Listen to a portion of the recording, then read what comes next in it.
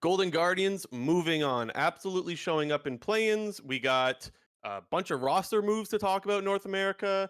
We got Challengers League discussion going on. There's plenty of stuff, honestly. Roster rumors for North America and Europe, actually. There's the group draw. We got some more quick news stuff later. We've been gone for a couple of weeks, but now we are back to cover all of it in episode 123 of the Clown Fiesta podcast. Blue Jay, JNT 250.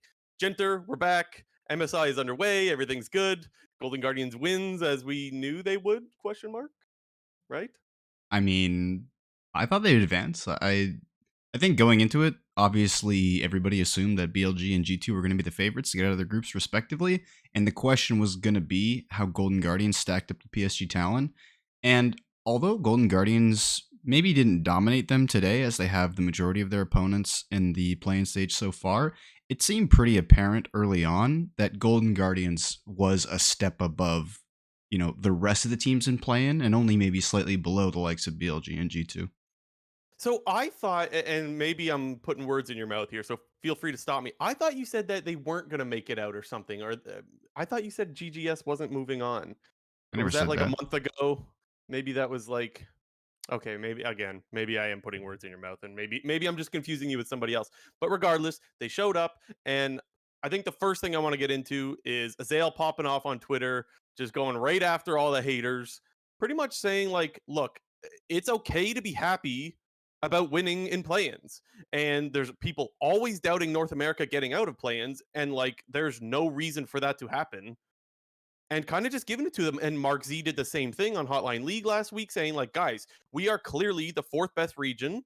And so it's not like we're pretending we're the best region, but stop underestimating us because we do make it out of play-ins on the regular all the time. And I feel that frustration. I know I've said that to you in private many times, JNT. So I'm just giving a massive shout out to Mark Z on Hotline last week, Azale on Twitter this week, and all the people that are standing up for North America. Because let's be honest, we are the punching bag of the major regions always. And I think it's important to kind of stand up for yourself, you know? I mean, if we look at the stats, only one major region's ever failed to make it out of play-ins, and guess what? It was Europe 2 times. So I honestly, the thing is, I love when people remind European fans of that, but like they're always, and fairly so, they say like, guys, that's our fourth seed. And I will acknowledge that if North America has sent some of our fourth seeds, I wouldn't be as confident as us getting out of some of these play-in stages. But it is a nice little jab every once in a while because it's kind of all we got. Like Europe is better than us, but it's nice to remind them that they don't always make it out of play-ins. yeah, it North America. I mean, as you mentioned, they kind of are the punching bag when it comes to international tournaments. More often than not, because they are the fourth best performing region at any given international tournament. I feel like the only international tournaments to stick out my mind where you could say that North American wasn't the fourth best region was Worlds 2018, and like then you got like MSI 2016, MSI 2019, but you're really picking and choosing there. So for Wait, you the said Worlds 2018 we weren't the fourth best? well, I don't know, that was the year LCK kind of underperformed and C9 was in semis. So Oh, okay, I see what you're saying because of the actual yeah, how the the tournament played out. results. Yeah, okay, Mhm. okay, fair enough. Yeah, like I think everyone would still say that if we were to do that, all those same 2018 players and teams all over again, people would still give LCK the edge. But as far as results go, yeah, North America. Yeah. Anyways, I'm with you now. I'm starting to catch on. Let's talk about how Golden Guardians is playing these play-ins. Honestly, I don't know about you, JNT. I feel like this team is completely different. Um, maybe not completely, but still noticeably different. I cannot believe how aggro they look. Like they're falling, even the games where they fall behind BLG, they're still just nonstop looking for plays, which personally I think is the way to play the game, especially against the LPL. So I don't know. I've been pleasantly surprised because even though I think that they were a decent early game team in LCS, I think they look way more aggro and just a lot better at MSI. Yes, they're playing against playing teams in minor regions, but I still think they look better. I don't know. Maybe I'm getting too excited. I mean, the main sort of litmus test when we look at Golden Guardians is their series against BLG. Like for the most part, that was a pretty close series. I know Stixay and Huhi weren't necessarily, they didn't have their best performance. There was 2 out of the 3 games where BLG just completely dominated them in the bot lane, but Golden Guardian's ability to kind of create chaos and create, these strong team fights for them, specifically in that game too, where I don't remember how far, like they were down like 5,000 gold. It felt like 10, Quite a 12 bit. minutes. Like the bot lane was getting absolutely annihilated, but it was actually the whole top side of Golden Guardians completely outplaying all of BLG. And we want to talk about why is Golden Guardians performing so much better? I feel like their top side has really, you know, caught up to their bot side. We've talked a lot this whole year about their bot lane actually being very underrated and being one of the better bot lanes in the league, apart from, the early times on the FlyQuest bot lane and the Cloud9 bot lane, really. And we talked about Licorice and how he was struggling, but he turned it around in playoffs and he's continuing that performance in play-ins. And I'll admit, I was not sold on Licorice just because of how well he played in playoffs in LCS. I will say, like, I remember we gave him full credit. He was playing great, but we also acknowledged that, like, Impact wasn't exactly the greatest top laner anymore in finals weekend. Like, he didn't look that great. And even some of the playoffs, some of the other top laners that Licorice was going up against weren't playing all that well. And then once he got to finals, he kind of got gapped by Fudge as we expected. So for me, I wasn't fully bought in on the Licorice hype, and I was like, well, we'll have to wait and see what MSI brings. And yes, again, I'm going to say it many times this episode, it's only play-ins, but he's looking freaking good. And it's Licorice like, where this guy been? in the play-in stage, to me, felt like Golden Guardian's most consistent performer. Obviously, everybody on the team is playing really well, but Licorice really hasn't had like a super stinky game, which we're pretty accustomed to. And he did a more than admirable job up against Ben, who everyone thought he was just going to get ran over like the bot lane did in that matchup. I would have thought that. 2 months ago, we were talking about how, like, can we just put him on Renekton and let him hang out while the rest of the team wins the game? Or it was like Golden Guardians is winning in spite of having one of the worst players in their top lane.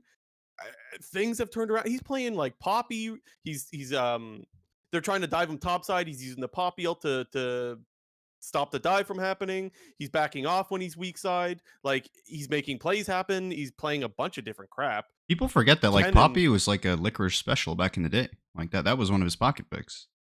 it's just this happens all the time with North American teams, that we get excited after plans because we perform well. But I need to make it clear that this isn't just, oh, we're winning plans and so we're winning it all. This is excitement of how bad Licorice was and how good he's become now. It's nice to see one of our old, like, he was one of the best top laners or the best top laner in the league at one point. It's nice to see him coming back to that, even if he's not exactly there yet. It's really nice to see, because that guy was, well, like we said, he was absolutely running it down. So it's really nice for, I think, old LCS fans to see that resurgence. I think, and it's this is a maybe an odd comparison, but it is similar in the sense that, like, people wanted to see Bjergsen come back and perform, or people wanted to see Doublelift come back and perform. Yes, Licorice is not that household name, but it is similar in the sense that it's old LCS fans will see the guys that they used to see pop off start to do it again. I think Wow. that's going to get a lot of LCS fans going. Dude, you just said that Licorice was like an old LCS player. He doesn't need like, dude, that He feels is. weird. I know, but that feels weird because like old LCS players to me, or like I guess to us, are like season 3, 4, 5, not season Yeah. 8, 9, 10. You know what I mean? That's why I do say it is a little bit different than Bjergsen and Doublelift, but I think the essence of seeing a player that had kind of fallen off come back again, or you want to see him perform again. I guess Licorice didn't take time off like Doublelift and Bjergsen did, but I think it's still similar in a way. Dude, that's the storyline. Him and Stixay, they make their returns to international stages and they're popping off. Another guy we definitely have to talk about, to me, River. That guy ganks a lot, and I'll go back to last year when he was on Dignitas, and Dignitas was looking pretty good. I think it was in spring. He was ganking like crazy. And that was one of the best things that Dig had going for them at that time. And then Dignitas kind of fell off, and then he got traded, and things weren't going well. I think we're starting to see the River that was promised, or the River that used to be as well, which I suppose is just another player starting to perform the way that we used to see. And I mean, we haven't even gotten to who he and Stixay yet, talking about players who used to be. That's just the whole roster, honestly, almost Yeah, outside of Gory. River, it feels like this is like his type of jungle meta where it's a lot of facilitating mid laners and the agency is really on the jungler in the early game to decide what's going on. Obviously, the game plan can kind of change whether or not a lane is super far ahead or super far behind. You kind of look at some of the games that BLG have been having in the tournament, and the whole game just revolves around bot lane. Like Elk and On are just smashing their lanes 2v2 and calling for 4v2 dives at 3 minutes into the game, and the game is pretty much over. And River himself is also doing a really good job of controlling the game from his end in the early game. He's picking a plethora of champions, basically doing whatever he wants. And the only games that he struggled in were the games versus BLG. And I wasn't really a fan of that Kindred pick they had in game one. But River has been playing very, very well. This feels like the perfect type of meta for him, where you can play whatever you Yeah. want. And it's just all about early ganking and team fighting and objective setups. And those are his biggest strengths. Yeah. Also, Stix A, Pentakill. I mean, come on. He's Feels good, almost man. feels like he's almost had like 3 pentas this whole tournament. It's also I hate that we have to differentiate this now, but I think we do. It's a pentakill that's not on Zeri as well, like which is a big plus. Yes, Oh, that Tristana resets, I understand. But like there's been a lot of Zeri pentakills since her existence. This yeah. is a real pentakill. Mhm. And I mean, whenever you see highlights of Stixay's plays, everyone always sees like that CLG Stixay on the Tristana jumping around. Was that against TSM? Yeah. Was that at MSG? No. That was season Mm, 6 spring finals. Don't remember where they were. okay. But Anyways, that was game 5 it's when it was like Rageblade, old Rageblade Trist. another throwback pick. And speaking of throwback picks, who he set. Uh, I didn't know what to think about the set. Maybe you could help me out with this because in their first series, or yeah, the first series against Gam, he had a couple hiccups on the set. And then as late game came, he had a bunch of really nice ultimates where he's, massive engage. My only issue is I don't know if the set is a good pick or if Gam is literally just giving him the engage. I don't know. Because Huhi is a very good engage champion. But like I couldn't ignore the fact that Gam is lining up these 3 or 4 man set ultis. And I'm like, okay, this game is just way too easy. You got Huhi on his pocket pick and they're making it look easy for him. Like, come on. I mean, he just seems to sort of find that angle. Like, I'm not.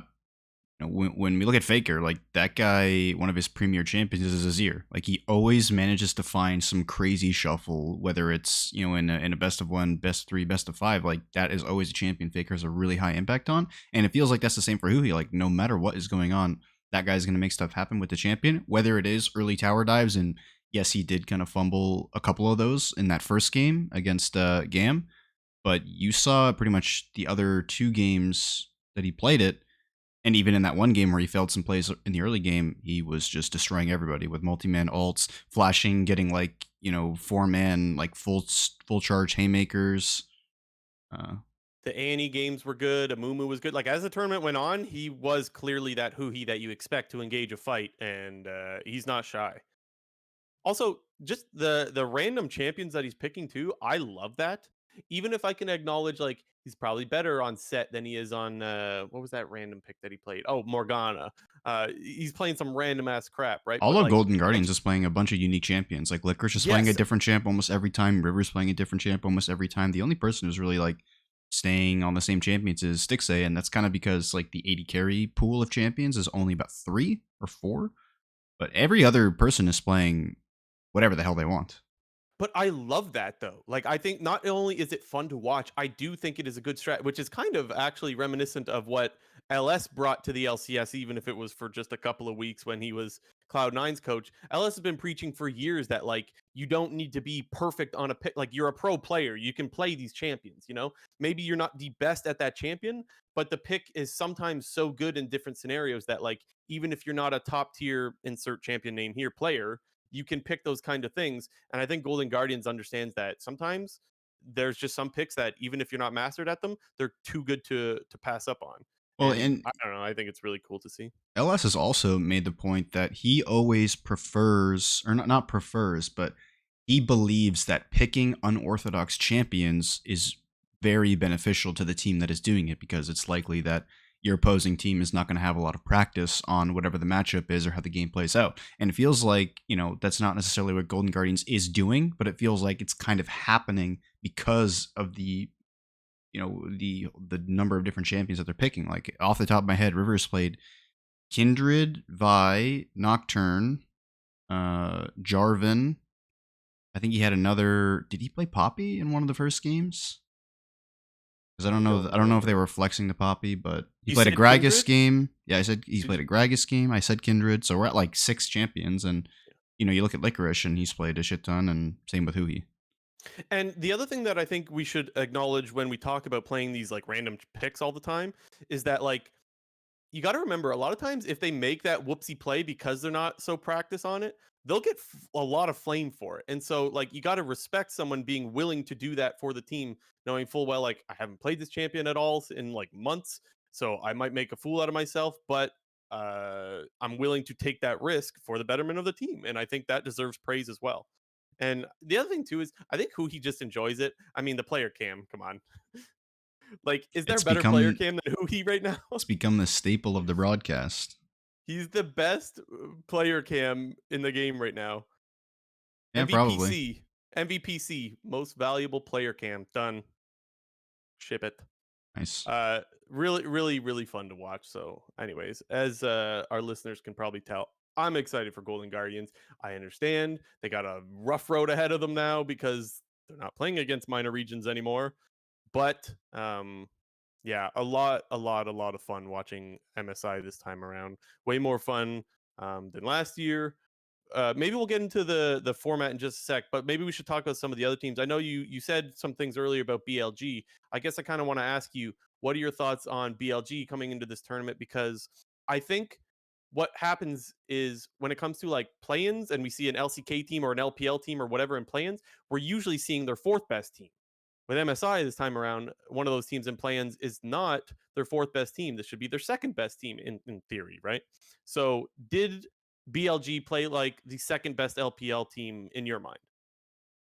I think so, but it's hard to give a definitive yes, only because their bot lane was just completely rolling over anybody. So it felt like it was a little bit hard to judge the games when the majority of them were pretty much over by minute 5, because we would see bot lane matchups in BLG games where Elk had 35-40 CS at 4.5 5 minutes post tower dive, and the enemy AD carry was dead in his base with 6 farm, getting like losing 2.5 waves stacked on them. And so in terms of their bot lane, yes, their bot lane is playing like probably the best one of the best bot lanes in China, but I would say the top side of their map hasn't been as impressive. A lot of people thought that Bin was going to perform similarly to what their bot lane has been doing, and just what I Mm-hmm. mean by that is just straight rolling over everybody. And he's actually been struggling a little bit. He hasn't necessarily been the dominant force that people expected him to be. Obviously, he's like the only guy who was champion at MSI 2022. So he's like kind of defending his trophy, but and same goes for Shun and Yagao. Like they just haven't been super, like they haven't jumped off the page. Yeah, so I completely agree, especially about the bin point, because that was the main reason why I asked the question about BLG was because Bin was really, really hyped up coming into this tournament, and I would agree that he didn't have the greatest play-ins. Now, tournament's far from done, right? Obviously, he could still show up. This would be a good time for him to do that, but not meeting the expectations that you would have of him so far. The other thing that I wanted to mention on the elk point is like a lot of people might say like, oh, he just kept getting picked off over and over again in that game against Golden Guardians where they kind of threw. But I need to remind people that that was a game where he was up against a Yasuo, and so if you just get CC'd for 1 second, you're just chained and like kind of like that's a scenario where Elk is not exactly in the best of spot. Like he did miss position sometimes, but he's not exactly in the best of spots to stay alive against what is like Yasuo wombos are kind of disgusting and it comes to 80 carries Yeah, if you don't have like a Tom Kench or something. for me, when it comes to like in this situation where you're describing, where it's basically like one man versus the entire enemy team, but the enemy team's goal is to wombo combo your most fed target. If you wombo combo them correctly, like it's hard to really blame the carry for mispositioning, because you go back and look at a lot of those fights, like he was getting like everything blown on him every single time, whether it was flash Rakan engages, whether it was flash Gragas, flashing with Cassante on top of him to drag him out the fight. Like I find it very hard to blame Elk and say, "Oh, you were so ahead this game. How come you couldn't carry?" Like I think Golden Guardians did a really good job of finding the fights that they needed to, and they wombo comboed him every single time. Like in every single fight that Golden Guardians won in that game, post 10 minutes, Elk was the first target dead almost every single time, and they were just correctly layering their CC, whether it was leading with the Cassante, whether it was leading with the Yasuo Gragas or Rakan, Yasuo, whatever it was. Like, it was well played by Golden Guardians to me, way more than anything that BLG was doing in that game. Yeah, I completely agree. And just like the Completely first agree. game of that series, when Golden Guardian started to take the lead in the initiative at that Rift Herald fight, BLG found the perfect fight. Like, sure, you can blame Golden Guardians for me walking into it a little bit, but they got 4-man Gnarlted, they got 4-man Rakan stun knockup, they got 4-man Gnarlted, 4-man Affilio assaulted. Like, I just thought it was well played. Like, that was a great series, and I think it kind of painted the picture that one, BLG might not be as strong as we thought they were, and that Golden Guardians was actually ahead of the rest of the play-in teams, only behind G2 and BLG maybe. Yeah. Maybe G2. Let's talk about G2 a bit. I'll just say it. I miss Broken Blade. I miss Broken Blade being in the LCS, man. Seeing the Darius pop off was like, chef's kiss. God bless. All the pocket Also, picks are coming out. Europe is just good at Darius. I know it's like mostly Adam and BB playing it. Maybe there's somebody else I'm forgetting, but like I don't really see a lot of Darius in other places. Maybe LPL? I don't know. There's been some in LPL, but yeah, I can't think of any ones other than Adam and Broken Blade. Dude, I do I not can't. see Darius ever being picked in I LCS. don't Like it's think just not it's. I happening. don't think it's ever been played in LCS like recently. I know Bjergsen played Darius mid one time, but Balls. yeah, actually that's Balls true. pentakill. Honestly, that might be the last Darius top game that we've seen from like an NA team, because the only other Would Darius pick I can think of was Bjerg played at mid one time. really? Yeah, he did it. Was it a for fun game? No, it was like, You would remember that, by the way. I'll Of find course it you'd out right remember now. that. I have no recollection. Um, would Broken Blade have been playing it when he was with TSM? No, I I don't don't think think so. so, right? He had to go to Europe to become a Bjerg actually Darius has two player. Darius games. My bad, I missed one. He's 100% win rate.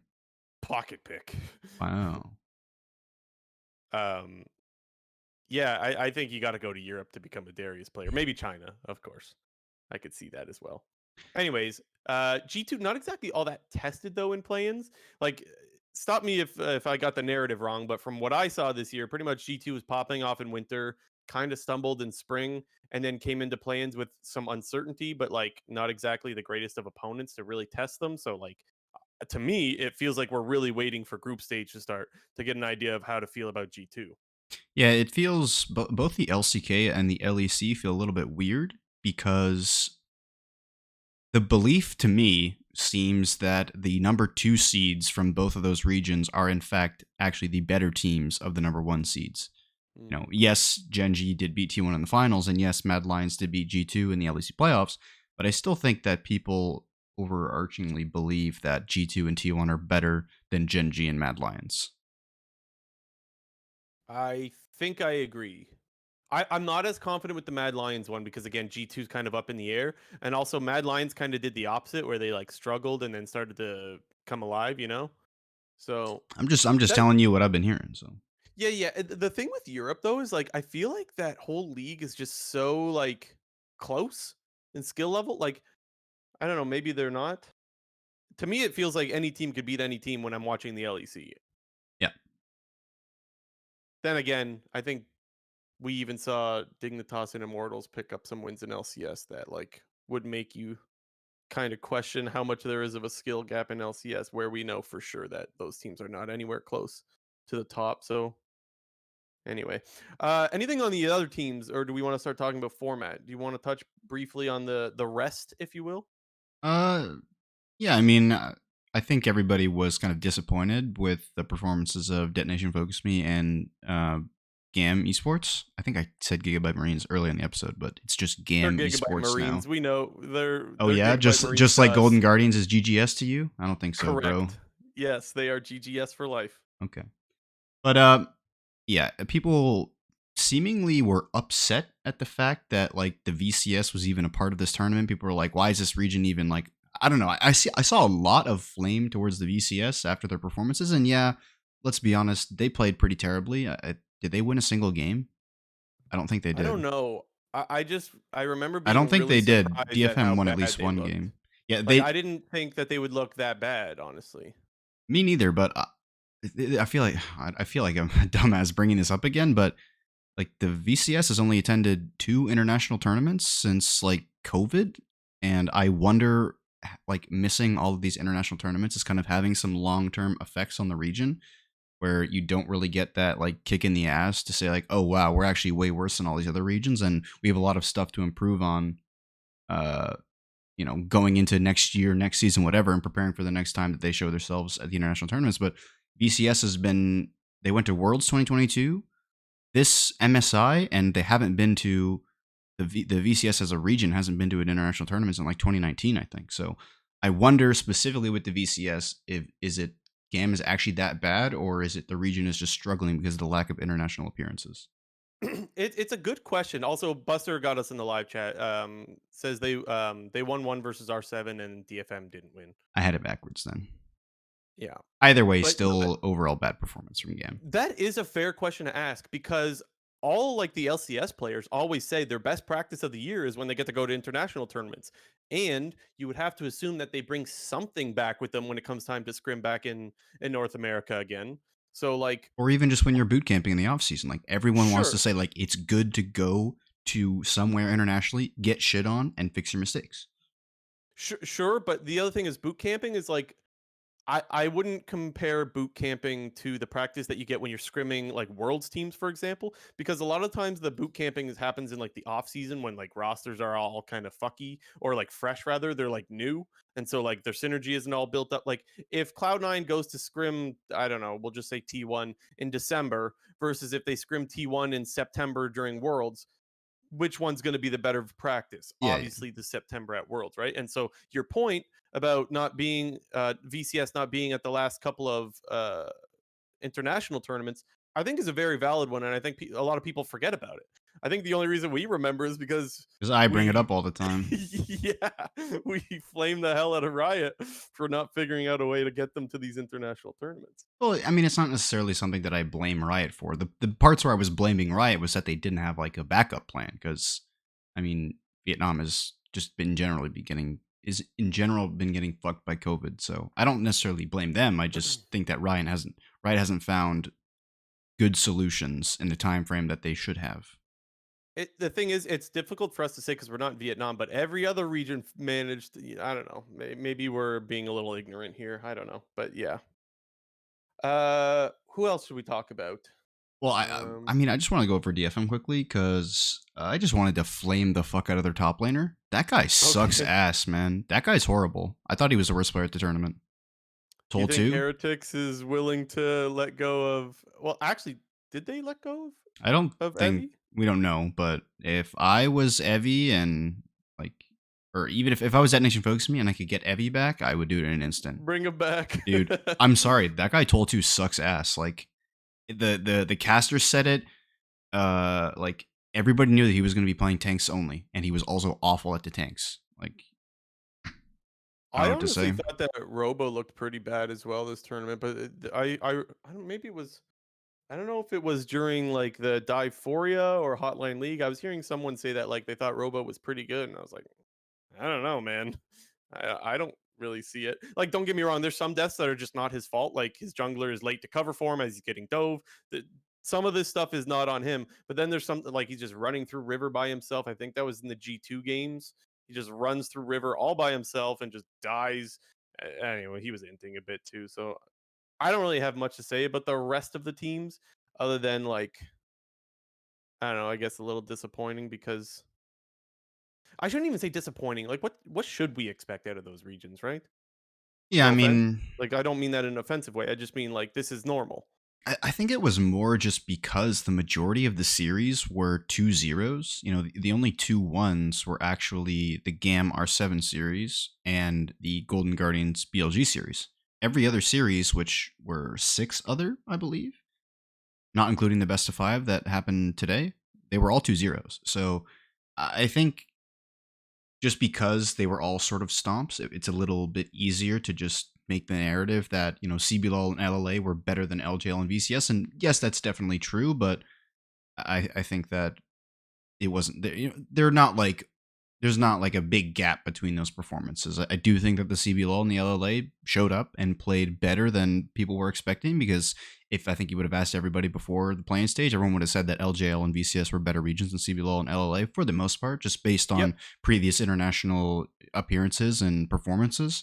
But I thought Loud, they were decent. They weren't the greatest by any means, but they put up good fights similar to what they did to playing stage at Worlds last year. And I feel like we'll probably be seeing Loud again at international tournaments for years to come, because this does seem like the leading team down there in CBLOL. And I mean, they're the biggest esports org there and bigger than a lot of other orgs around the world. So I I believe think we'll their be fan seeing them base back. I think their fan base is awesome minus one. I like look, that fan that's just screaming, that needs to stop. And it's bad when Quickshot is being like, I don't know who the hell's doing that, but we gotta stop this now. Like, has Quickshot ever been one to not encourage the crowd to get hyped? If you ask me, is there a caster that wants the crowd to get hyped and excited? Quickshot is the first one that comes to mind. When Quickshot is telling you in a nice way to shut the fuck up, you gotta stop screaming, man. What was that? I It don't know. was interesting. It really is amazing. Like, I don't know whether to laugh because it's like, I can't believe this is real, or get upset because, like, you're ruining the product. You are single-handedly ruining the viewing experience. Like, how many people do you think just mute the stream, or just leave the stream altogether because someone's just screaming in the crowd like they're being murdered? Anyways, yeah, maybe I don't have anything more to say on that, but that was messed up. Yeah. I guess the only other team that we really haven't talked about, what we kind of have a little bit, uh, you know, I can't even think of the word I was about PSG? to say. Yeah, PSG, but we've kind of like inadvertently talked about them a little bit, only because they lost to, G2 and Golden Guardians. But I think they're not as good as they were, and that probably has to do with a lot of their players moving on from that team and going elsewhere. It And probably hurts for them to lose to River and Gory, right? Like, because they were yeah, both like, that's gotta sting a little bit, I would have to imagine. definitely. The one thing that I will say, their jungler Junjia, the previous EDG jungle sub, Um, he was pretty underwhelming, because I mean, I'm purely going off of I Will Dominate here, because he's like an LPL stan, and he obviously both of us, we don't follow that region at all whatsoever. So my opinions of him are purely what I Will Dominate is saying. But coming into the tournament, I think Dom was super excited for him, and he was kind of expecting him to be like the guy on PSG. But he felt pretty invisible for the most part. He died a lot in the early game in a majority of the games, and it feels like in this meta right now, when you get behind on jungle, it feels really bad, especially just how the continued importance of early objectives, tower plates, or setting up proper dives. It feels like if you get behind in the jungle in the meta these days, it's very hard to recover.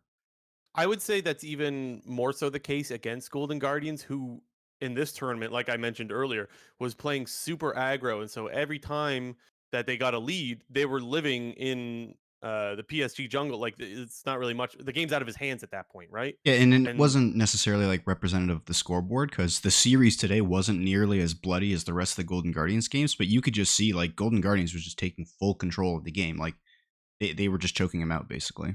it's weird because the gold leads weren't massive, but the whole time it always felt like Golden Guardians was in control, despite the gold leads not being like, I don't know, 1 or 2K.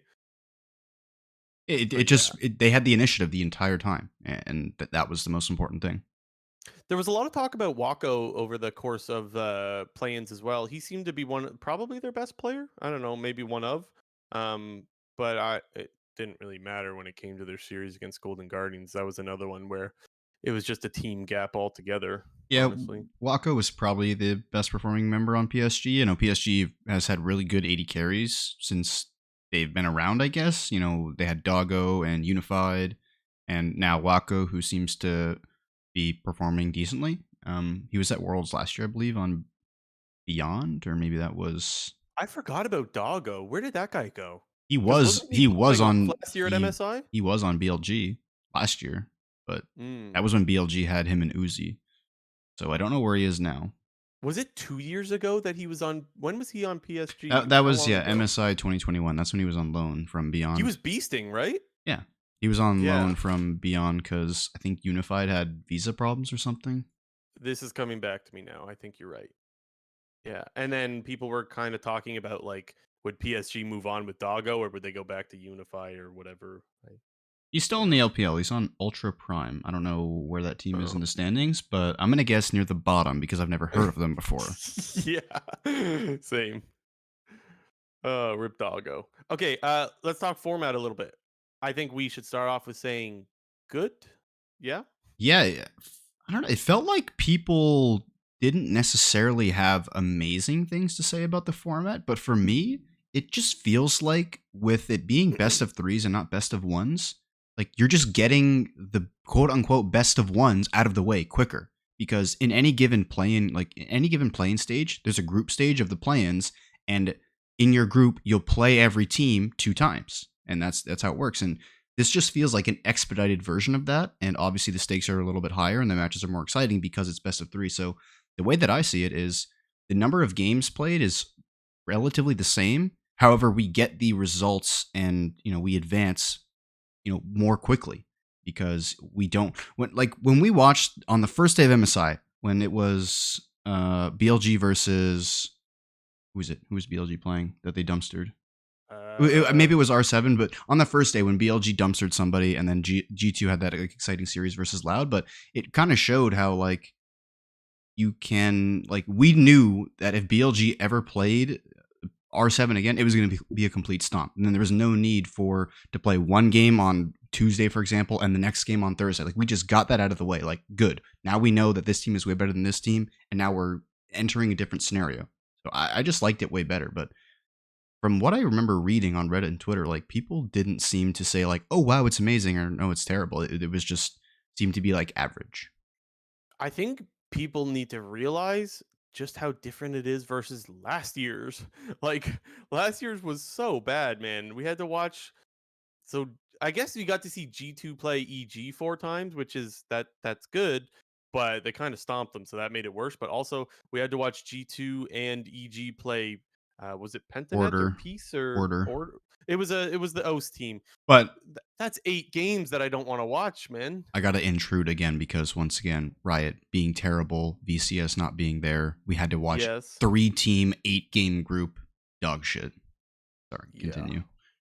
No, that's just the comparison. That's all it is. That's all I Yeah, had to say about it is like if you compare this year versus last year, it's night and day. This is so much better. Also, I honestly liked the days where even where it was 2-0-2-0, I thought it was great because the days weren't long. Like even if it was so you either had best of threes, like it either went 3 games and you had a really close series, but if the games weren't close, at least it wasn't a long day. You only had 4 games throughout the day. And so it was like I didn't have to commit 5 hours or 6 hours to a whole day of games that weren't, the greatest. the So I one don't know. the one negative that I will say, which Dracos mentioned at some point, was that for the people who are attending the tournament, they don't get to see as many teams on a given day. So if you're only there for 1 or 2 days, you're not going to see every single team play. And I do think that that's a fair reason to be against the format is that you're not going to be seeing all the teams. But I think there's way more good than bad with this new Yeah. format, and it is unfortunate that maybe the fan experience isn't as good because you're only seeing 4 teams play on a given day in this format as opposed to like 6 or 8 teams maybe in the old format. But I think at the same time, them being best of threes versus best of ones inherently just makes it better to begin with. And what's tough is like you always want to cater to the live audience in some way, but in some scenarios you have to realize, well, there's just like I don't know, how many people do you think were in that building? Couple thousand versus like probably millions watching from home? Yeah, it's hard to tell, but the venue was sick. Like stage was awesome.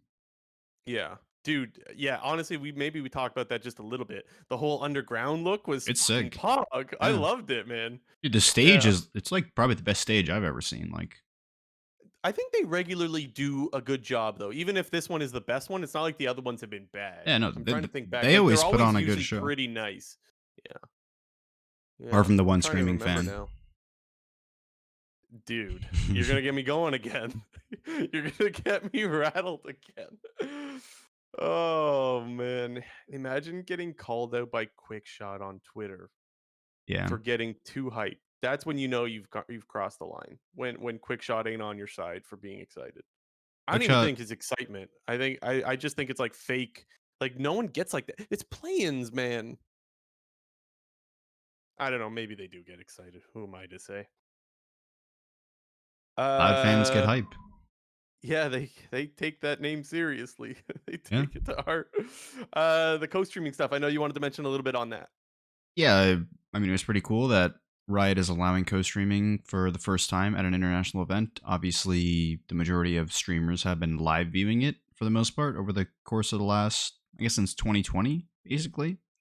But I like the co-streaming. I only watched the co-streams when I woke up early enough to keep along with the live broadcast. So I watched Sneaky do a couple solo co-streams. They were pretty good. I didn't watch the co-streams this time around because I am usually a media sneaky kind of guy, or Doublift when he is there. Um, I feel like I actually would have maybe enjoyed the Dom co-streams this time, but I didn't really think about it because I watched like the clips from his channel. I'm sure a bunch of people have seen like Dom clips on YouTube where like there's some funny shit going on where he's got like Jizuke in the call or The Yamato sack. and like I so like their many. nickname for it, the I sack. I feel like I should have actually watched that coaster, and maybe I will. Maybe I will for the rest of the thing. But anyways, it looks like Riot is leaning more and more towards co-streaming as esports continue to evolve more and more. Even Cadril being like, "Oh, we're allowed to co-stream."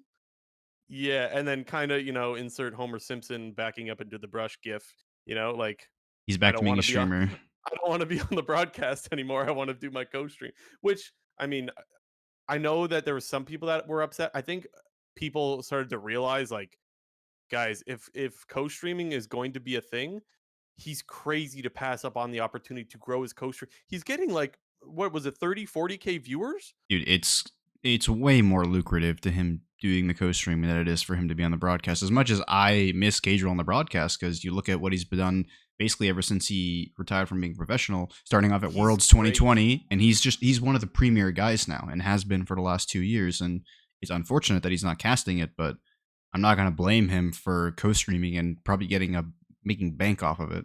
Yeah, you can't fault the guy for setting himself up for life because if this co-streaming thing does continue to be, I mean, right now he's getting 30, 40K. What if his co-stream continues to grow? It's clearly the most popular one right And now. this was only plans. Like, Yeah. imagine like when G2 is playing Gen G in the first match, I imagine he's gonna have a lot of viewership for that.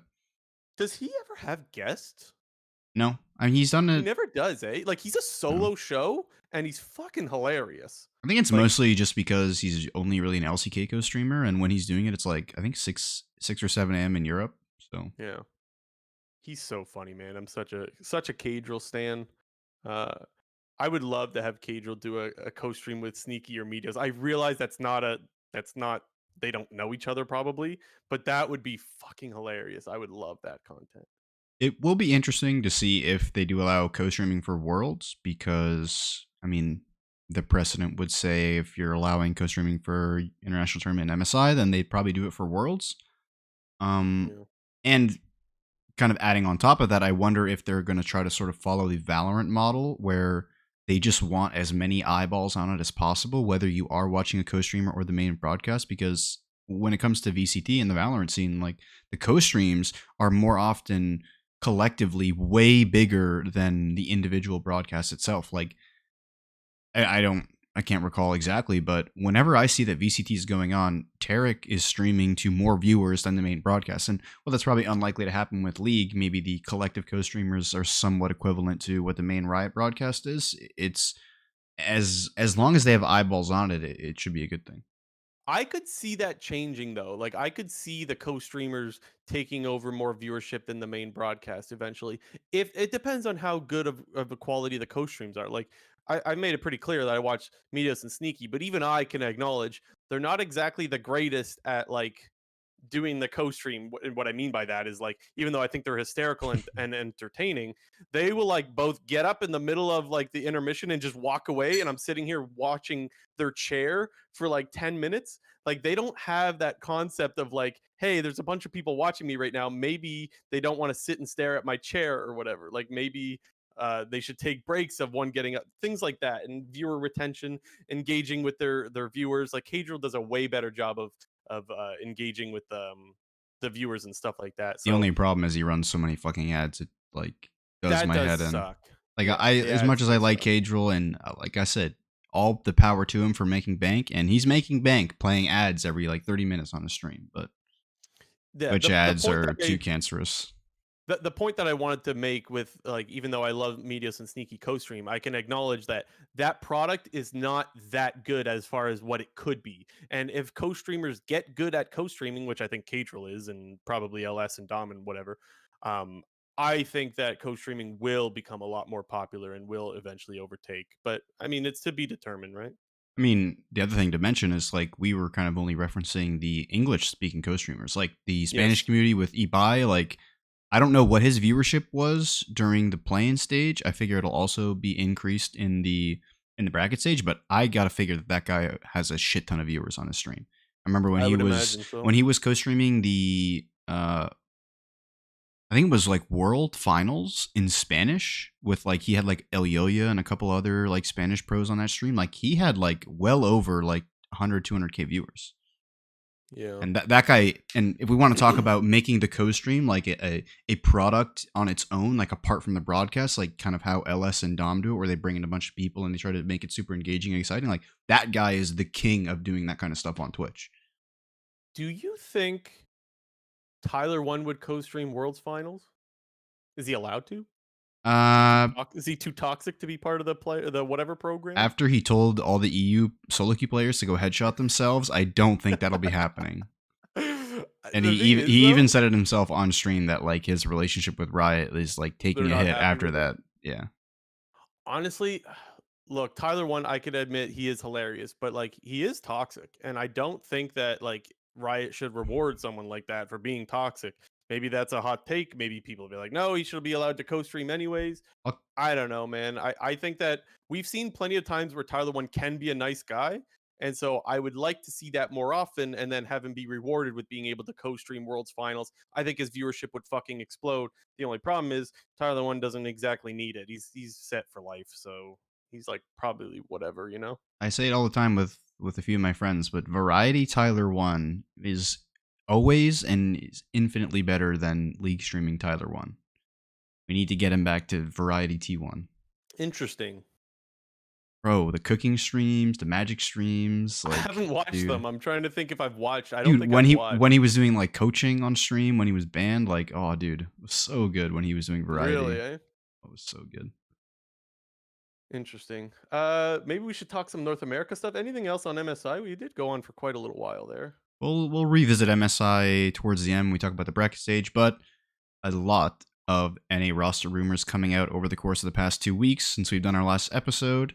Obviously, EG is the main team to talk about because, as we previously mentioned, they're blowing the fuck up their roster. They officially announced that Someday, Inspired, FBI, and Vulcan were no longer going to be a part of the team, and their roster is shaping up a little bit because their rumored roster as of right now is Revenge top, Armeo jungle, Jojo Pune mid, Unforgiven ADC, and we don't know who the support is yet, but I think this roster is actually pretty decent.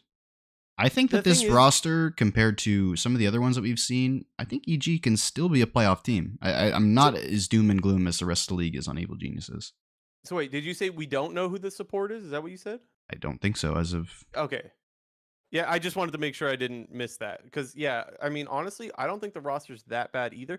It's really hard to predict what a roster like this is going to look like because this is a hodgepodge of players that haven't exactly played together, right?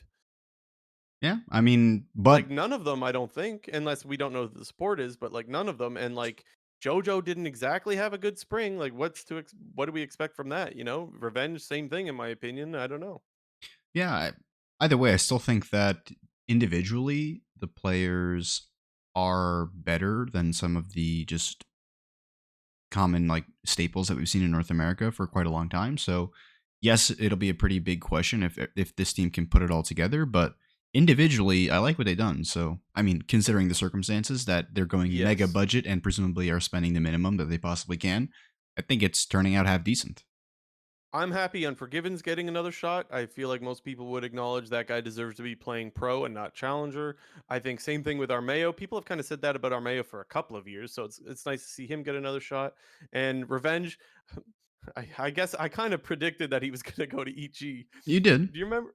I'm not happy about this prediction because You thought it was what going to we be the good said version of EG. no, what we no no no what we said was like we always hear about how Revenge is an underrated player and how all the LCS players respect him a lot and think he's really good. And if he's playing on a better team, then he'll have a chance of really showing what he could do. But now he's just on another budget team. And it's like it's his scenario, different team, but the scenario. Honestly, okay, no, it's not the same because I think this roster has to be better than the Immortals roster he was just on. Definitely. Maybe I changed my mind. Maybe this is the shot he's been waiting for.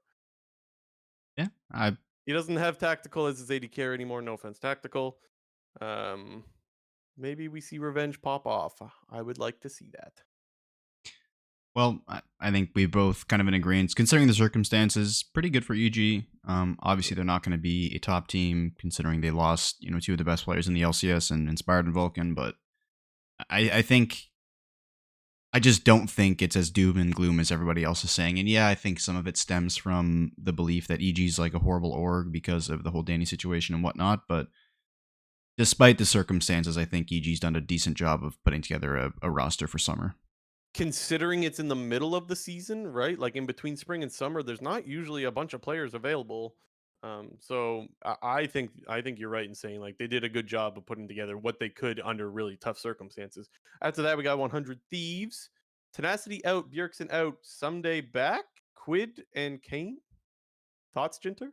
Yeah, obviously after the Bjergsen retirement, everybody knew that 100 Thieves was going to be getting a new mid laner, and it was a question of are they going to bring in a known quantity, somebody who's a veteran, whether it be the LCS or the LEC, or they go a different route and pick up maybe a younger talent, whether or not that was going to be somebody in the challenger scene or import because they had an open import slot, and they landed on Quid, who was, I mean, I don't know anything about him, but I would say Gen G, right? well, yeah, he was on Gen G Academy. Like I've never seen him play any Yeah. games, but sitting behind Chovy for a year and a half at this point sounds pretty good to me in terms of a player you're going to be picking up. Yeah, I mean, why not, right? And if you're going after a guy like that, I think the tenacity out someday in move actually makes sense. A lot of people were saying like, "Oh, tenacity didn't really have a lot of time," and it's like, well, he was kind of given the opportunity to start last year to fight for his spot, and someday just took it from him because someday was just better. And in this scenario, I'm sure people have said it. I haven't seen it yet, but maybe you just want someone that speaks Korean on your roster if you're taking Quid. No, That seems to be the sentiment that they wanted to bring back someday because it might make things easier for Quid having another Korean on the team to help them I to would have acclimate a to little bit. imagine. 100%. But I think it's really good that you mentioned the point that Tenacity going into 2022 was expected to fight with Someday for that starting spot, and Someday was the guy who beat him out. And that was Someday's best year of LCS ever, arguably, maybe only comparable to his first year in 2018, but that was the best Someday that we've seen in a long, long time. So credit to Someday for beating him out. And when it came to keeping Someday or starting Tenacity in the 2022 offseason, so that would be going into 2023, it was kind of like a 100 Thieves kind of chose they were the ones they were happy with both choices. That was like the word. They didn't want to give up Tenacity to EG because Tenacity was potentially going to be bought out to EG. Like that was one of the big rumors of last offseason, and that didn't happen. They decided to keep him, but I think 100 Thieves is happy with the situation. And obviously the guy we didn't mention, or you mentioned, but we didn't really talk about, Kane, former Team Liquid coach. He's a good coach, coached on Cloud9 as well previously. So Who seems, benched Doublelift? um, Was it Kane? I don't know if maybe Kane was coaching TL at the time. Hard to say when did Jab become the head coach? Season 10 summer. After, because it was So it was probably Kane who was coaching then. Still, yeah, Alfari. I almost said Barney. His name's Barney. I almost yeah, called yeah. him Barney instead of Alfari. Anyways, yeah, I guess Doublelift forgives. Um, okay, here's the play for 100 Thieves. You keep Tenacity, tell Someday that he's got to fight for his spot again, and naturally, you get the best version of Someday again, right? We can't let go of Tenacity. You need someone to stay right behind Someday, light a fire under his ass. Although maybe after seeing Tenacity play in LCS, maybe Someday's not worried about losing his spot anymore. Do you think that he'll be on a starting spot for summer? Tenacity? Let me look really quick at what spots are available. I don't think there are any available, so that's why I would say Yeah, no. let me open Like this up. Okay, C9, 100 C Thieves, no, because he's being replaced. C9, no. CLG, there was rumors about CLG making other moves, right? That yeah, they're not done with the that is true. Dignitas. They got rich. It's NRG now. Just we Yeah, gotta force our dude. brains Oh to. man. Oh no. The problem with it, I mean, it's not a problem, but with NRG, like keeping the brand intact, like they change, like they're still seems to be that they're still rocking with like the CLG esque colors. They're not like at their old, pink energy when like they were back in the LCS in season 6. So it'll definitely be more confusing if it's basically just CLG colors but with NRG on the jersey, or if they actually come in and kind of switch it up a bit. I think they're eventually going to do a full swap. I don't know the They probably reasoning, are, yeah. but like you remember when Dignitas did the weird thing with Yeah, Clutch and yeah, everyone was like, "Dude, like you're not Clutch. Like stop. Like we know you're not Clutch." This is the same thing. It's exactly. like there has to be a good reason. Maybe it has something to do with asset day where they do a bunch of assets and stuff and all the CLG stuff. So like maybe they need to wait till next year's asset day to do the full NRG brand push. But like they did all this stuff about CLG and maybe that's why they keep CLG for the rest of the year. I don't know what the reasoning is, but that's going to be annoying and we're going to mess that up a lot.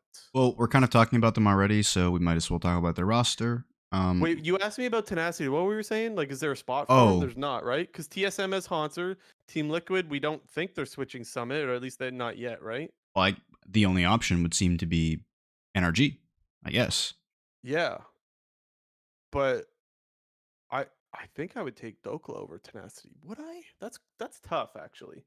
I mean, it's probably just a short term versus long term thinking there. If CLG, I mean, here's what I would say. Like, if I was GMing CLG, I would either keep it all together NRG. or oh shit, fucking hell, god damn it, this is gonna be difficult. I just realized.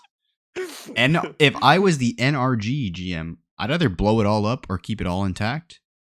I do completely agree with the FBI for Luger swap. I know people were kind of upset about it, but guys, we've been saying it for about a month now. FBI was actually really good last year. and People and just Luger have seemed to wasn't. people have just seemed to forgotten about FBI. Like everyone talks about how great his support Vulcan is and oh my god, he's going to make FlyQuest so much better. Yeah, he's really good. Guess what? FBI is also really really good. Preach.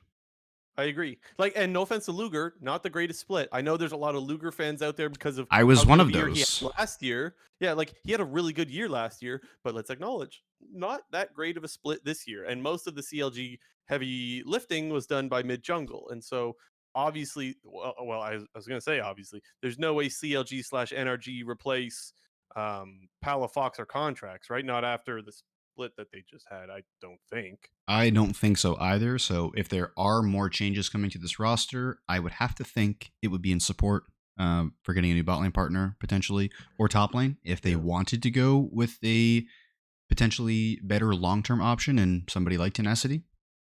What options are available for NRG? Well, options for what? Like support or top Support. lane? Yeah, support. Aylar Winsome. Alon Winsome. Yeah. I mean, I still think that Winsome should like. I still think that Winsome is LCS level. Maybe not like top tier LCS level, but he's not like shit tier. He's decent tier. Winsome needs a little bit of time. That guy can't stay on a team for a whole split. Did he stay on a whole split for Cloud9? I mean, he wasn't starting the whole split, but he was like, so I guess no, because he got swept out for Isles. Oh, that's right. I Yes, mean, I okay. think he was on Unicorns of Love. So if we count that, then yeah, he was. I don't count Or that. it might have been I Unicorns meant of Love LCS, Sexy but Edition, but What a Well, name. we talked about Ayla Winsome. Let's move on to FlyQuest. They're gone. They're out of here. And Vulcan Buster is Boy's fired up in the live chat for Vulcan. Honestly, so am I. That's where I did not want to lose Vulcan, man. I would have been so sad if we lost Vulcan to Europe. I think Vulcan's probably my favorite player in the LCS. Maybe him, maybe Blabber, probably Vulcan though. So I would have been really sad to lose Vulcan. He's one of our best personalities, one of our best players, and he's on fucking FlyQuest. Let's go FlyQuest. I am fired up for that. I do think it's great, but I do want to reiterate something that I was talking about in Discord not too long ago. I don't think fixing FlyQuest is as simple as adding Vulcan. Yes, obviously Agreed, but it's Vulcan. a good start, right? Yes, obviously adding Vulcan is going to make a big difference, especially in the laning of the bot lane, because it did seem to really fall off when Ayla came in for Winsome.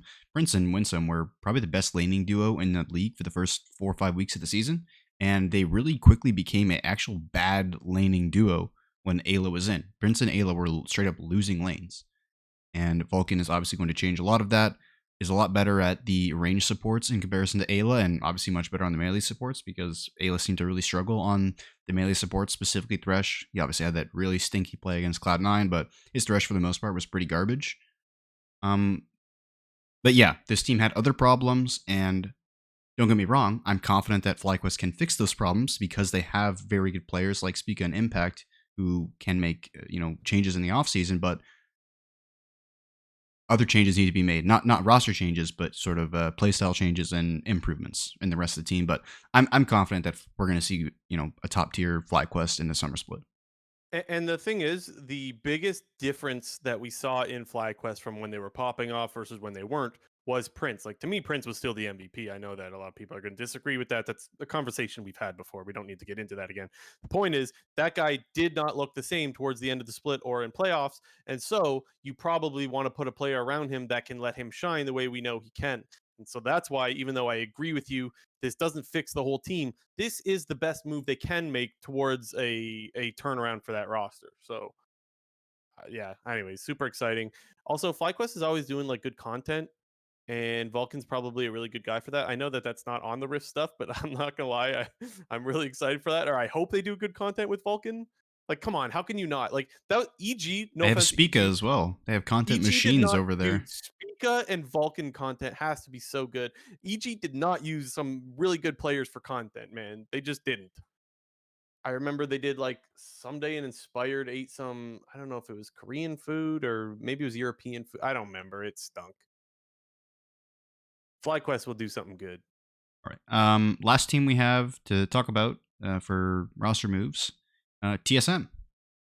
Out or Solo and Maple, and in Hanser, Ruby, and Revan coming in as a new head coach to replace Chowie, formerly of Cloud9 Challengers. He was brought into Cloud9 when on the LS staff. I believe he was the assistant coach when LS was there, remained the assistant coach when Max Waldo got promoted over LS, and moved to being the Challenger League coach at the beginning of spring 2023.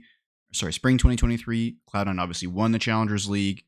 You know, he seems to be a good coach based on the history so far. So seems to be a interesting set of moves for TSM. Keeping Boogie, keeping Chime, Yep. keeping Turtle. Yep. Well, And I guess we did see, Hanser play a couple of games before the season finished, but obviously it was announced, I feel like more than a month ago now, that Solo was not going to be on TSM, and we already have mentioned that he's going to Immortals. it's only a matter of time before all of that Challenger team is subbed in. Wait, Svenskeren actually stepped away, right? Yeah, he's not playing Shit. anymore. I mean, not that I want Boogie to go, I don't, but like it's just kind of funny that like TSM just slowly started putting in all of their old players at the dude. I hate to admit it, but like TSM was five head. I mean, I'm not happy with the way they did it. How they just were like, let's just sign all of our old players, pay them really cheap, and then just slowly start subbing them into LCS just to get by. But that's what they did, man. And it's actually working out for them. They're getting away with it. I mean, the players are playing well. I mean, Turtle was playing better than Neo was, not by a large margin or anything, and we'll have to see how Hanser stacks up to Solo's performances over the course of the whole split. But I think the main, person to talk about in all this on the TSM side of things is Ruby. it feels like he's the Blue of like 2 seasons ago, where True. he That's a was really good comparison, he was actually. the consensus worst mid in the LEC over the beginning of 2023. Um, there were other mid laners who played poorly that did end up getting subbed out. Like Vithio only lasted the winter split on Excel, and we didn't see him in the spring split. But for the most part, Ruby was considered the worst performing mid over the course of 2 splits in the LEC, and that was the same case for Blue. And he came over to the LCS and actually pleasantly surprised everyone, including myself. I actually thought he was a bit underrated during his time in the We talked LCS. about it many times. He was absolutely underrated in LCS. Blue Yeah. did not get the love he deserved. He wasn't the greatest, but he was not even near the worst. So, yeah, I'm with you. But I think we'll just have to see whether or not TSM can maybe bring the best out of him, and maybe he can work better with he'll have a Korean jungler and Boogie, and it's hard to say like maybe he'll be better because he has a Korean jungler when he had Yankos, who was the best jungler in the LEC. Even though Heretics was one of the worst teams, so it'll just be interesting to see whether or not that Ruby can sort of have a similar turnaround to Blue, because at face value, it's looking like a downgrade in the mid lane. But once again, TSM is another one of these teams who is going kind of budget mode. Can we just bring over our Blue fandom and just drop it on top of Ruby, and we'll Sure. we'll just be Ruby stans no matter what, the rest of the split, no matter how bad it gets, Well, I'm we're not going to Ruby agree to fans. that. I'm not going to Yes, agree come to that, on. because if he's complete dog shit, then he's complete dog shit. But But we he's could he's still got to cheer he's for him got to show anyway. me something, dude. I was a big fan of Insanity, but I'm gonna call that guy out when he was playing like complete ass, like, Yeah. and he was playing like complete I'm ass on the never back end of saying Immortals. Okay, let me be clear. I am never saying to not flame a guy if he's playing like dog shit. I'm just saying we're cheering for this guy. Oh yeah, We I'll are support we him. are behind Ruby. Yeah, This is wild because what I'm trying to do here is I'm trying to get JNT 250 to cheer for TSM, which is pretty difficult to do over the last decade probably because you yeah, have but not been a but TSM friendly kind of guy. yeah, but TSM is now a laughing stock. So, So now it's okay. Now it's okay to cheer for them a and little bit because they're so maybe bad anyway. maybe I'm getting ahead of myself here, but now I can start laughing at the New England Patriots because they're fucking garbage, and we have Aaron Rodgers now. So, Mm. oh yeah. So TSM to you no longer a threat. I mean, as a Cloud9 fan, yeah, they are absolutely not a threat. This team fucking blows. Okay. What else we got? What other moves we got to talk about? A couple coaching ones. Team Liquid, they're replacing Marin as their head coach for Rainover, so he's back to coaching within the LCS. And Cloud9 also adding former G2 and BDS coach Duffman to their coaching staff. Feels like Cloud9 and Team Liquid are probably the two best teams in the LCS when it comes to coaching. Just whether it's the head coach, who they have on their assistants, who's coaching their challengers team, it always feels like they have some pretty premier head coaches and assistant coaches, and I think this is just another one in the list of good people that they're adding to their infrastructure. Sounds good to me. I don't got anything to add as far as coaching goes. I don't fucking know. Yeah. And then we just wanted to mention, we've already talked about them in previous episodes, but Dignitas replacing Armut for Rich, and obviously Immortals Solo in and Treats in. But we I'm already interested to talked see about that. Immortals this split. I would like to see them do well. This is Tactical's last chance. I swear to God. This guy, if he runs it, never again in the LCS, please. And as much as I would love Tactical to bounce back and all that, let's be honest, he's had chances. Had He one too should be many at this lucky that point. he's getting another. Yeah, honestly, for real, he should consider himself lucky that he's getting another chance. Hopefully, he makes the best of it. Hopefully, Treats brings out the best in him, and hopefully, Immortals is not just awful to try and watch their games. Well, Challenger stuff, Jinter. Let's talk about the Challenger stuff going on. yeah, sticking in North America here for a little bit. It was rumored by LCS EV yesterday that all 10 LCS teams have reportedly voted against making a NACL roster mandatory for 2024. So what that means is LCS teams have voted to not be required to field a challenger team roster. And while, yes, that is a scary thought when you read it out and you kind of don't really think about it too much, but it is important to note that they're only voting against the requirement to field a team as opposed to, the league at all. So I would still expect maybe 5 LCS teams to continue their Challenger League program. Obviously, the ones that come off the top of my head are 100 Thieves, Team Liquid, and Cloud9. Those have been the three best teams in the LCS, it feels like. And maybe we can throw CLG and EG in there as well. But it seems to be like those are the top teams in the LCS that have done a very good job of promoting players within their own academy/challenger league ecosystem. So I wouldn't be surprised at all if we still see around 6 LCS teams still fielding Challenger League squads. But yes, I think it's very likely that we see teams like Immortals, teams like TSM, teams like Dignitas, ones who we truly know are super budget, not having a roster anymore. But and maybe I missed this. Maybe I was a little distracted. But did you mention that the Players Association said like we don't see any changes for 2023? Oh, yeah. Sorry. I guess I should add on to that with also the teams voting for this for 2024, the teams want this implemented as early as summer 2023. That would be less than 2 months away. So what you mentioned with the LCS Players Association is they tweeted out in response to this that the Players Association is firmly against removing this restriction for, at the very minimum, summer 2023. Yeah, their tweet is the LCSPA is in an ongoing discussion with Riot about the makeup of the NACL in 2024. We do not expect any changes to NACL in 2023, and we strongly oppose any such consideration. Yes. So yeah. Further, the LCSPA does not anticipate any significant changes to import rules in NA, which was a topic that was the Yeah. import rule has been a little bit of a discussion recently. It's So been they kind of floating like around a little bit. they kind of just slide that one into the tweet, Yeah. like just like a sub thing because like they don't want to bring up that conversation again, but it's like this is an opportunity to throw that in there while they're talking about something else.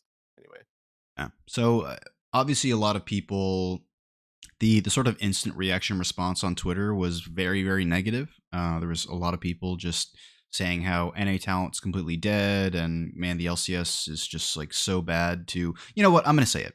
I'm becoming a GBay99 hater. That guy fucking sucks, man. That guy, like, okay, whoa. as much as I like his YouTube documentaries that he does, like, because I think they're great. But this guy he is becoming the average LCS doomer. The only thing this guy tweets out about is how bad LCS is. Oh, the LCS is never going to be as good as it was in like seasons, 2, 3, 4. It's like, dude, we're not fucking living a decade. Like, this shit is like a decade ago. Like, get with the fucking times, man. No, I honestly I understand his frustrations, but I do agree with you. Like that is all you get from him, He's he's which he's, he's kind an of sucks. LCS doomer. There is nothing good. You go on his Twitter feed. I've never seen him tweet out a single positive thing about LCS in the last 5 years.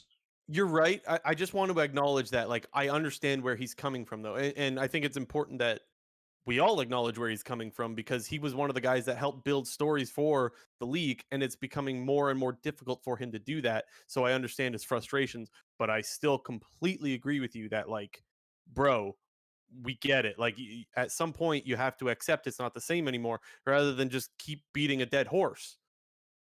Yeah, And I wanted to make the point right at the beginning that I just because this, the teams are voting against this requirement, like I said, I don't think it means that we are just going to see the complete removal of the Challenger League ecosystem and LCS teams being involved within it. I think it's very likely that my prediction would be 6 out of the 10 teams are still going to field a roster in that league. yeah. As I should say, as their own like org and team, not like any separate affiliated amateur teams and other things like that. I'm talking ones that are specifically affiliated with their LCS team.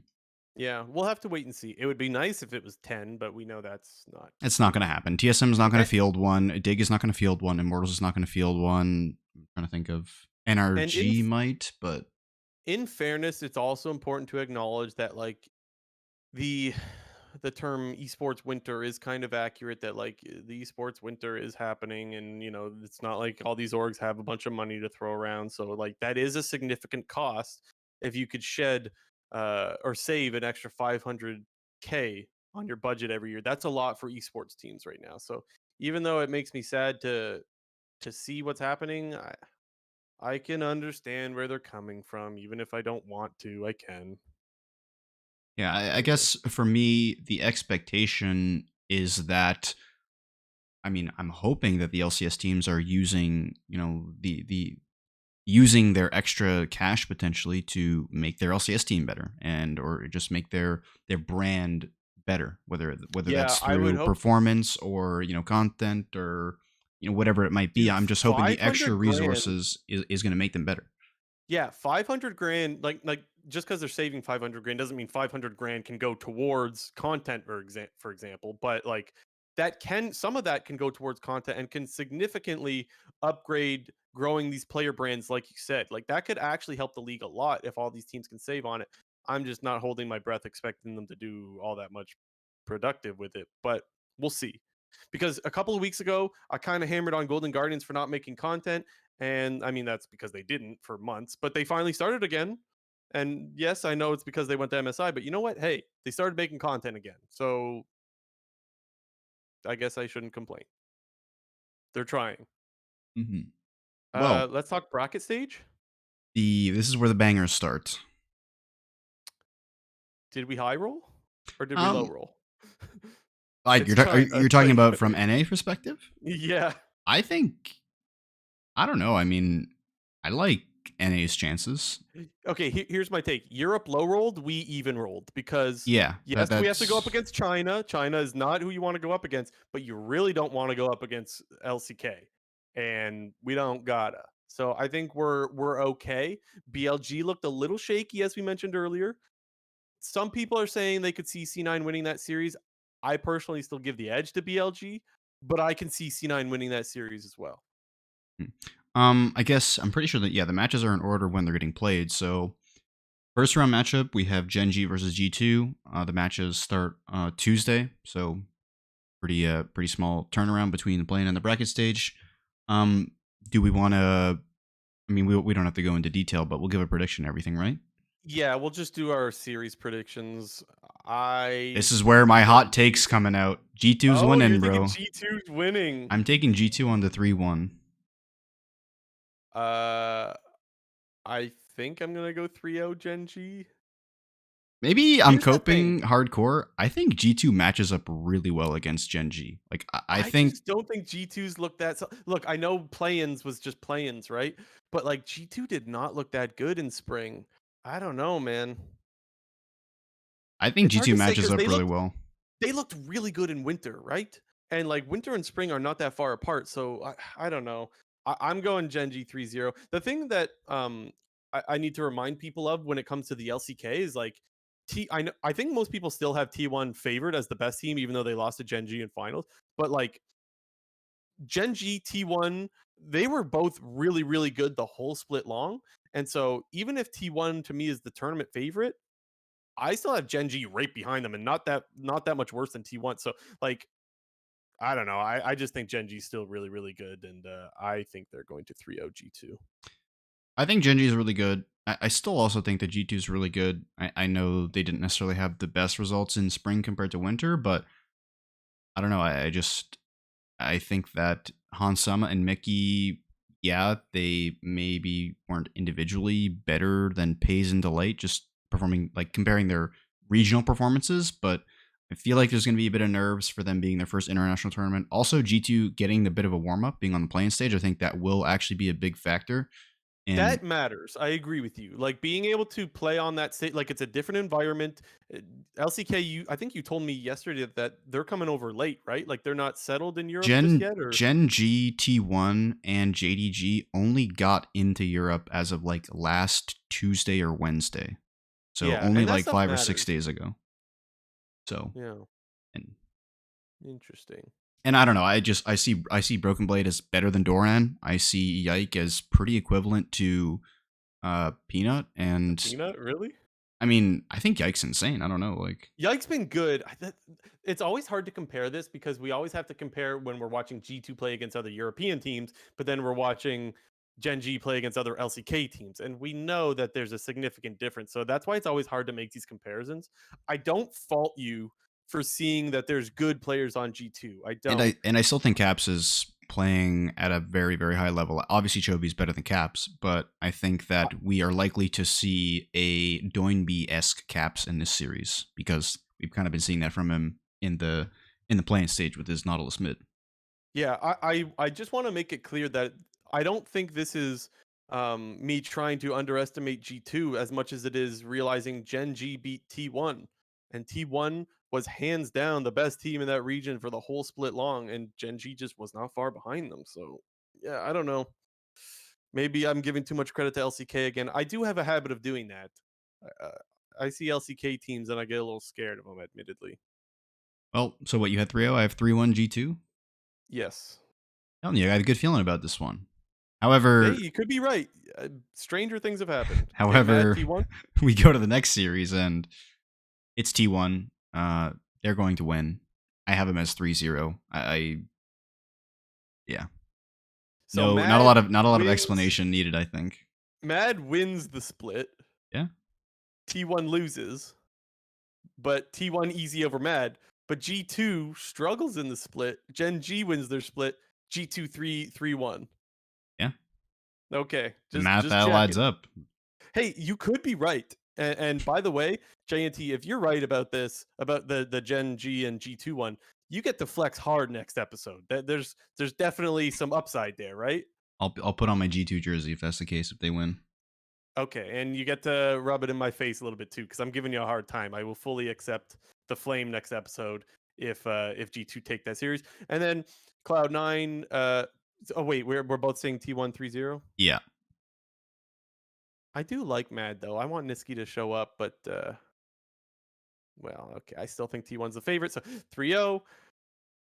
Cloud9 BLG. Okay, JNT 250. This is another Cloud9 upset. Yeah, I mean, yeah, I'm picking Cloud9. Okay, what's the series?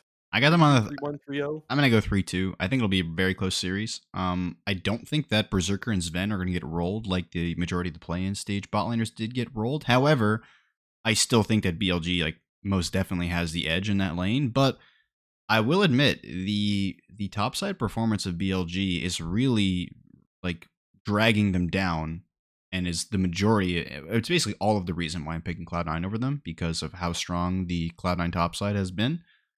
And obviously, it's, you talked about it even before, like it's NA playing NA in their own region, and it's these are Chinese players who have been going up against like complete like like lions in the LPL. But I think the Cloud9 has a good chance. Similar to G2, I think they match up really really well versus their opponents.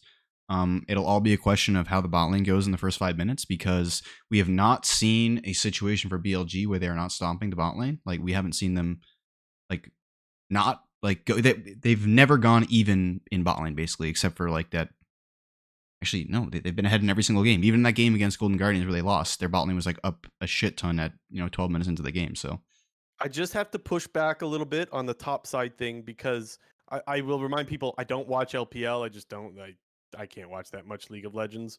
But there's been a lot of hype behind Bin coming into this series. People have said Bin is the best top laner in the world, or one of. I just And yes, hang on.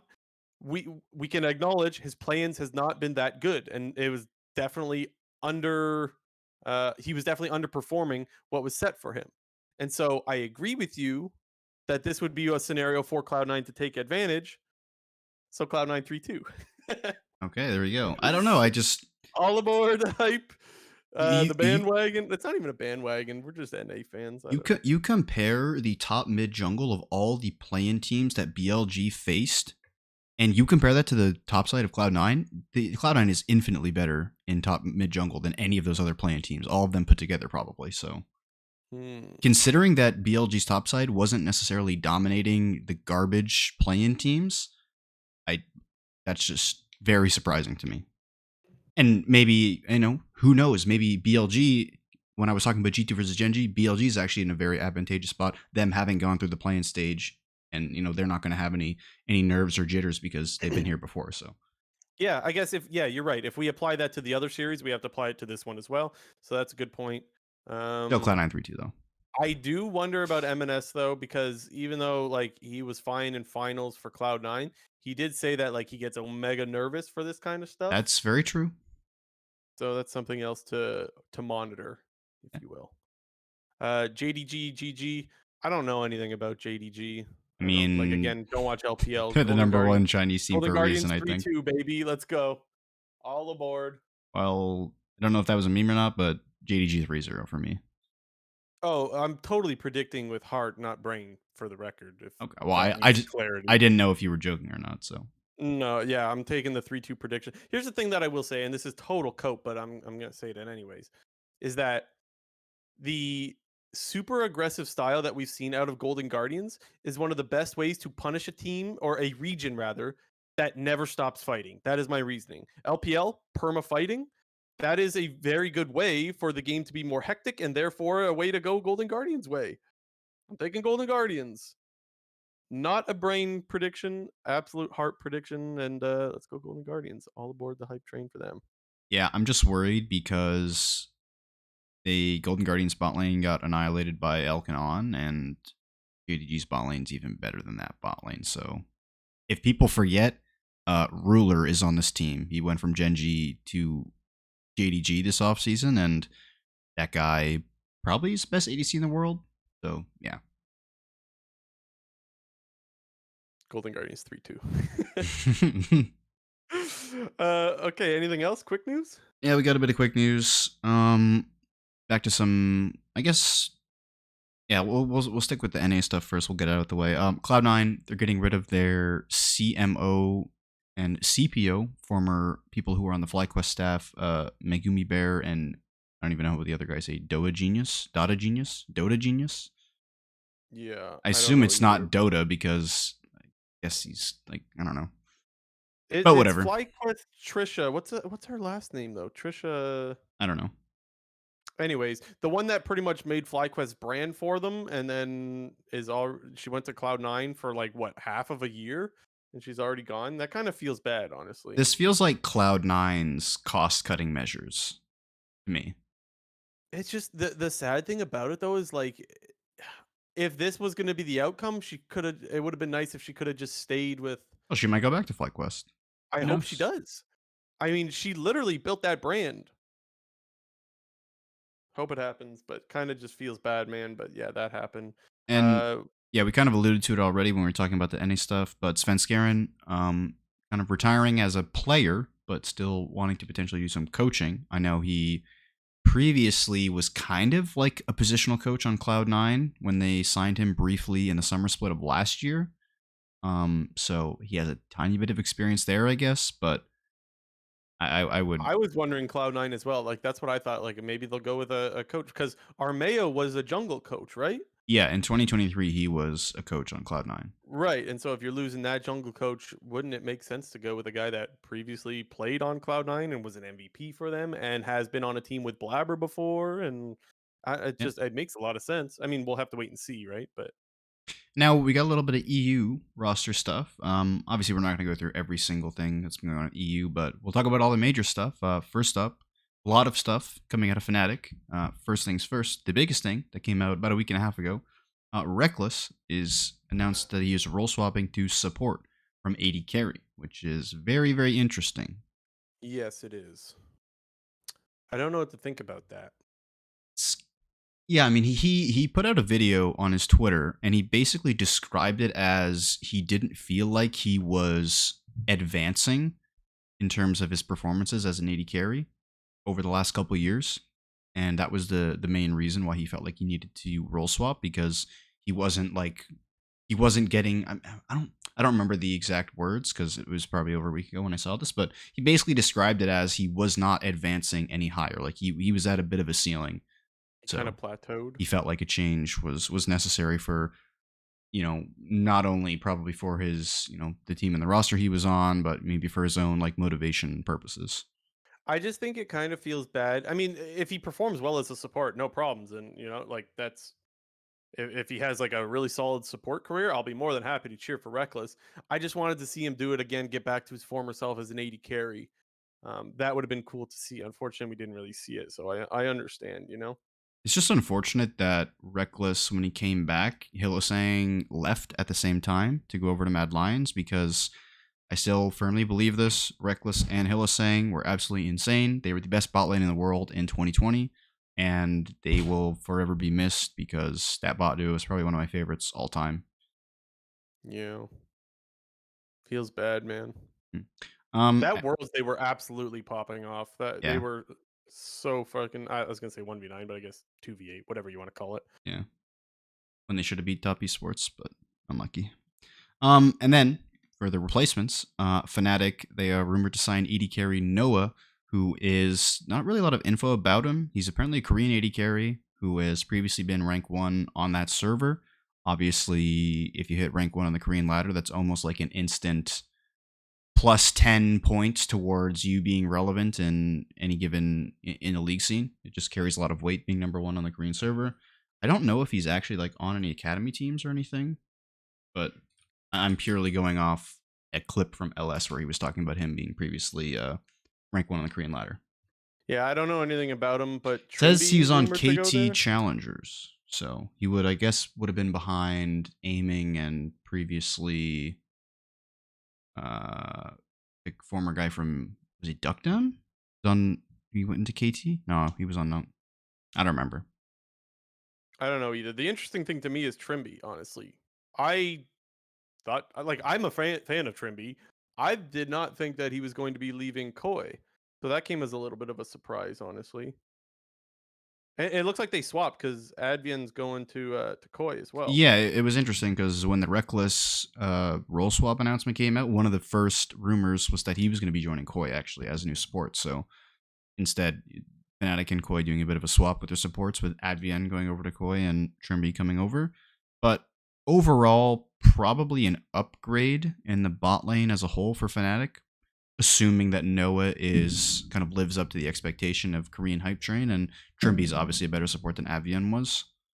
Yeah, hard to So say. I hard, don't know hard to anything say. about them. And once again, with the 3 split LEC format, you don't get as much time in between seasons and off seasons to maybe pick your roster or gel completely. And we've seen, we kind of now have 2 splits to compare to. Like a lot of the roster moves that LEC teams made between winter and spring, very few of them really changed the outcome of the team. XL still didn't really advance. Fnatic got, slightly better. Trying to think of other teams that made like big roster change. I think it was really only those two, but you look at them and they really didn't even improve that much. Hmm. And then last up, Heretics. Team Heretics is promoting Flackid to their starting roster. Yankos and Flackid little reunion. Uh, Apparently that guy was smurfing in EU Masters and EMEA region. So Oh, one other thing, sorry, that I wanted to add was I saw this on a Cadril clip, and it seemed like a very loose rumor. It seemed like Koi might be getting rid of Malrang, and it might be Inspired going in, but he didn't confirm that. think It might be Inspired going back to Koi. So I just Malrang. wanted to throw out that as a loose rumor. I don't know how if anyone has any confirmation or anything on that, but I just saw that on a video today, and I forgot to share that with you. That makes sense. I mean, uh, Inspired has already played with Larson and Comp previously on Rogue, so it's a move that makes sense. So I'm I just guess sad because I'm gonna miss Inspired if that I happens. no, I get I mean, I didn't. Inspired didn't play with Comp. That's my fault. Yeah, I didn't expect Inspired to stay in North America, and technically, this is only a rumor, and maybe he is somehow finding a team in NA. But it just seems pretty likely that Inspired's going back to Europe. Which, in all honesty, he probably deserves a better team than what he was gonna have if he had to stay with EG. Yeah, So and we've mentioned this a ton of times. The jungle pool in North America, that there's really no open slots at the top. yeah, well, there probably would be if more teams were willing to spend. Yeah, I It's mean just not maybe. exactly the it's not exactly the time to spend. Like TSM of 3 or 4 years ago would maybe go after Inspired. Yeah, but their Things budget have team now. changed. Yeah, yeah. That's it for this episode, right? Nothing Yep, else? I don't think so. Oh, maybe you know what? Another thing I forgot that we probably should have added to quick news was just the whole Bwipo Oh yeah, and SOAS thing. In case you guys, this is like a just in case you missed it, but apparently the reason why Bwipo replaced SOAS all those years ago was because SOAS broke his hand during a scrim. There's more context to it in like the Reddit post. So if you guys want more info on it, you can go look at the Reddit post. You go to Soaz's Twitter if you want to see. Uh, he has a little response. I just thought it was super funny and worth mentioning that, like, wow, I can't believe that a guy broke his hand to get replaced, and we're only finding out about it in 2023 in the middle of like. Imagine keeping that on the down low for that long, and then Gilius let it out of the bag. But that's a long time to keep that a secret, no? Yeah, he said he pulled the knuckles up right there. Oh, that's a reference no one's gonna Yeah, get. inside joke. Yeah. Someone broke their hand at a Smash tournament. That's all you need to know. They punched a bathroom stall. It was Smash players, am I right? Anyways, that's going to do it for this episode, guys. Thanks for joining us in the live chat. And we think we're going to be back next week, JT, Sunday. Should be around the same time, kind of after the final So there's series. another So best of 5 on Sunday next week. So we're going to try to go early again. That's the plan? yeah, I'm just checking the schedule. Okay, actually, so there are two best of fives on Sunday. So Oh. one starts at 7 a.m. The next one is scheduled for 12. So I So we might guess just go live at our regular time on Sunday around 7 p.m. ET. maybe.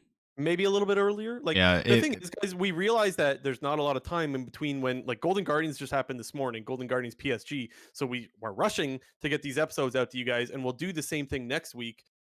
It's just hard to rush these episodes. We're trying to get them to you guys so you guys can consume them before the next game starts. That's going to be our plan for next week as well. So we don't have an exact time for that reason. sometime in the late afternoon, we'll say. I've been tweeting when we go live. I've been getting in the habit of that at BlueJ_GG. I'll tweet. So go follow me on Twitter if you want the thing to join us for the live show. Remember to subscribe. Remember to like, comment, and all that stuff. Yeah, thanks for showing up, and thanks for being understanding of us missing a couple of episodes over the last month while there was no games happening and things of that nature. We appreciate you guys sticking with us. We hope you guys are enjoying MSI, and we'll see you guys next time. This has been episode 123 of the Clown Fiesta podcast.